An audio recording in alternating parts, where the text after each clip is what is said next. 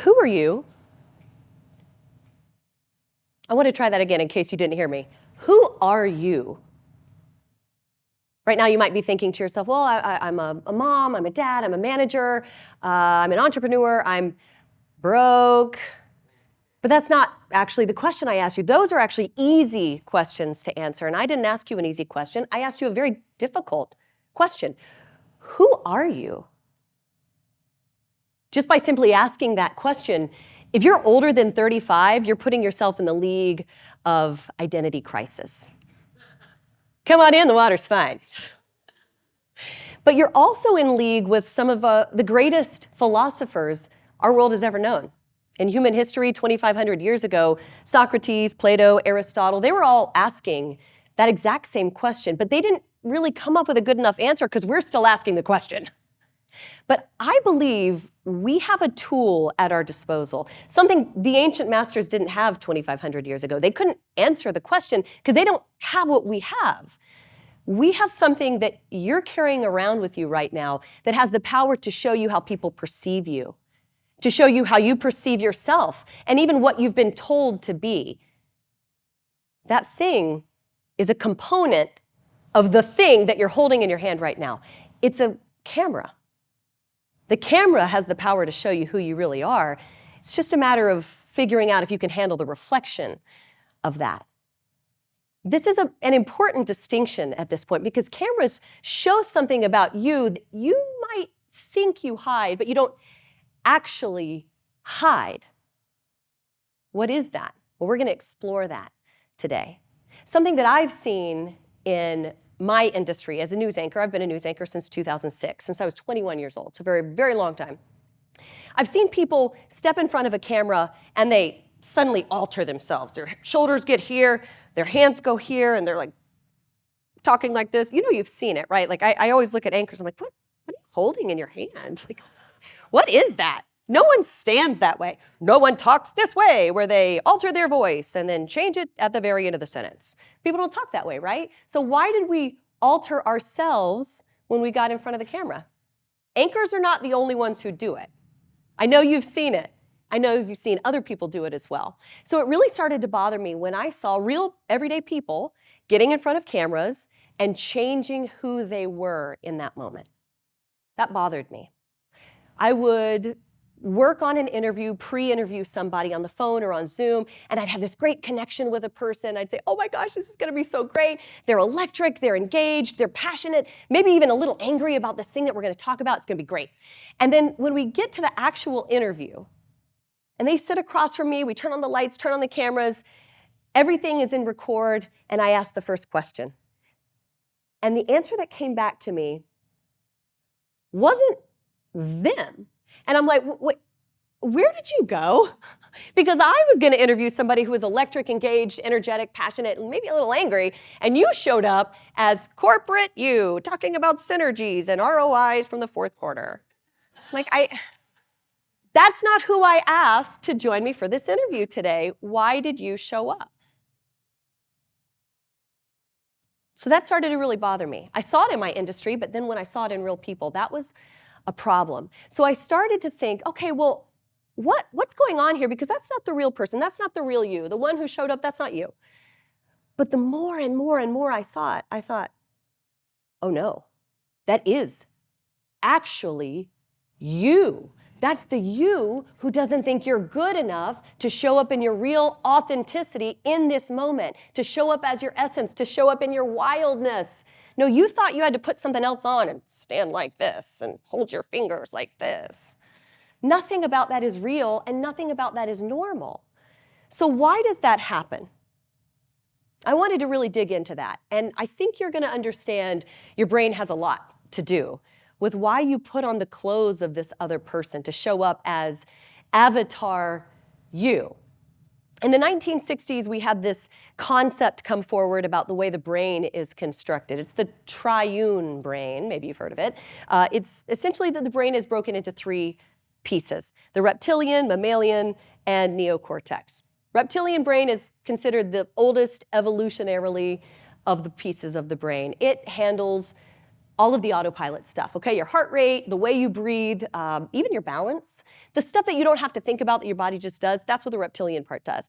Then there's the mammalian part of you, okay? That's what we're really talking about here. It's slightly newer, again, evolutionarily, and it handles you with no filter. This is your emotions. This is the micro movements in your face that flash at 1/25th of a second. This is the real you. This is the you that you think you hide. Guess what? Video shows it. You didn't know it until you were on video. And then you've got that third part of you, the neocortex. This is where we handle a lot of our social interactions, our logical thought. This is this newer part of you. And I should point out, the neocortex has no problem lying. All right, no problem. So if I say to you, hey, I just made cookies, there's only one cookie left actually, so don't eat it, we're saving it for your brother. And I leave, I come back minutes later, the cookie's gone, I look at you, and I say, hey, where'd the cookie go? And then suddenly you go, and then you say, no, I didn't eat that cookie. It wasn't me. So is your neocortex saying, lie, she won't know. And it's your mammalian part, the limbic system, as it's known. The amygdala is what triggered that fight, flight, freeze response where you went, she knows. But maybe it only flashed for a 25th of a second. Guess what? Video caught it. If you were recorded, the video showed all of it. I mean, can you imagine what this was like for people when they first got this tech in their hands? 200 years ago, the photograph first came out, and people said, oh, this is going to steal my soul. I can't sit for this image. But then people reacted the same way you still react when you see your driver's license photo or your company headshot or your family portrait, and you go, I look so old. When did this happen to me? It only got worse when video came on the scene. By the late 1800s, we had motion picture. By 1927, audio and video laid together. And it was decades later that we got that tech in our hands. And after thousands of years of human evolution, for the first time ever, I can hit pause, rewind, fast forward, play, and watch over and over and over again all the times that you tried to pretend you loved that birthday present from grandma. You hated it. It was 1982, and the camcorder was right there, showing you everything. So this is why, after all of this time, humans didn't change. The tech changed. And so now we can see ourselves in a way we've never seen ourselves before. So when you show up in front of the camera for this amazing interview with me, you showed up thinking so much about your words and completely forgetting about what your body says. There are estimates that 60 to 65% of our communications actually nothing to do with our words. It's actually just our body. So no sounds. Here's my eyes. And I can communicate with you this way, okay? There are even more estimates that put us up to the 93% range when you start adding in vocal tone, pitch, pacing, delivery. Without even saying words, 93% of your communication was already taken care of. So only 7% of what you say to me in that amazing interview you're gonna do was actually your words. 7%? So you showed up with 100% effort in your 7% words and completely forgot about the discord and the disconnect in your body, right?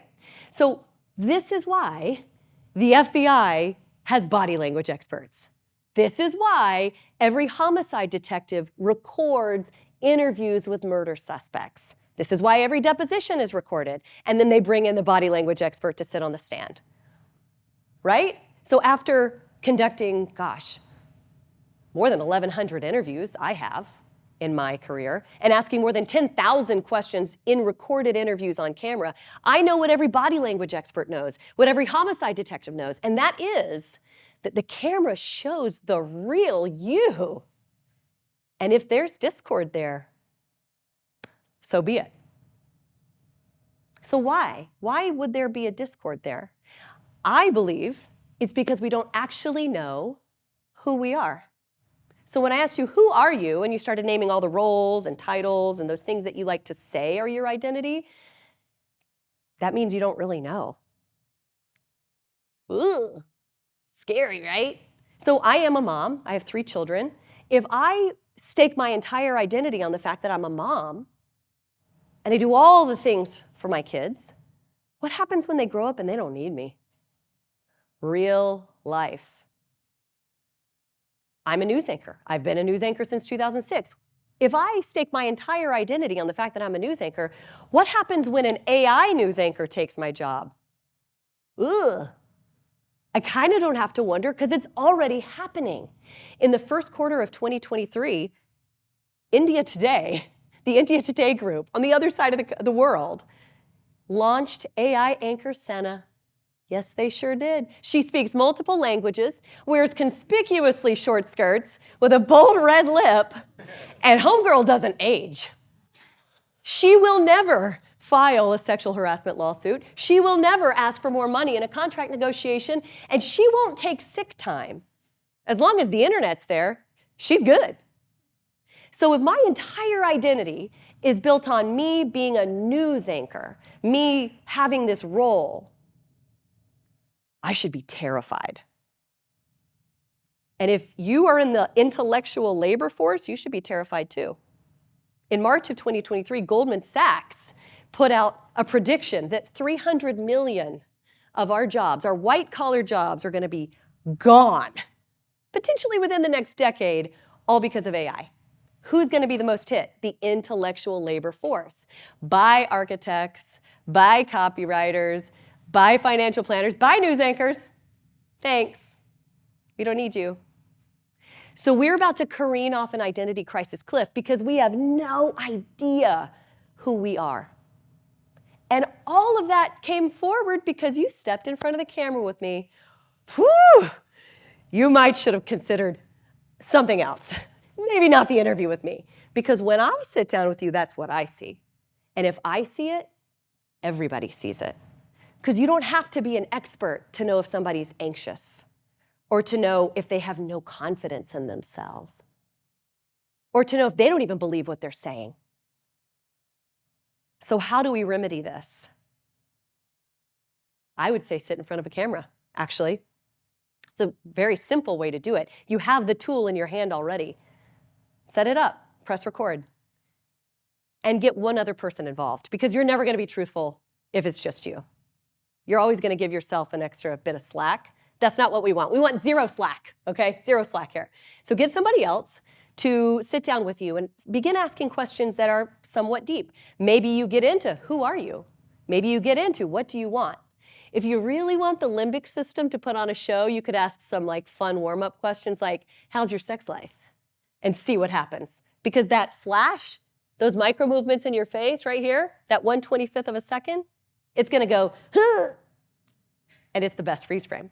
But it's going to warm you up for the real deep questions, which are, who are you? Who are you, Lauren? Who are you? I'm a sacred rebel. I'm a passionate seeker of the truth. Lauren, what do you want? I want the deepest of human things. I crave meaning. And that doesn't go away when AI anchor Senna comes over with her bold lip and her short skirts and takes my job. Because I'm still me. So it's time for you to figure out, who are you? But there's one thing that a camera can never do. It can show you real time who you are in this very moment, who you were when we pressed record. It can show the discord of what your body's saying and what your words are saying, the discord in what you believe about yourself, but it can never show you who you will become. That's for you. Because at some point you have to realize that with the lenses and the light and the reflection and refraction on the reflection and refraction, because I speak for a living, of light with the mirrors and the lenses in the camera, the light is you. It's you who fills the frame. It's you who brings the radiance. It's you who evokes emotion for the person on the other side of that camera. So it can never show you what you will become. That's for you to decide. At some point, though, you have to sit with that thing that makes you so uncomfortable and that disjointed discord about your identity and answer the question, the one that, remember, Plato, Aristotle, Socrates, they couldn't answer it. But you can, because it's time to do it. Thank you.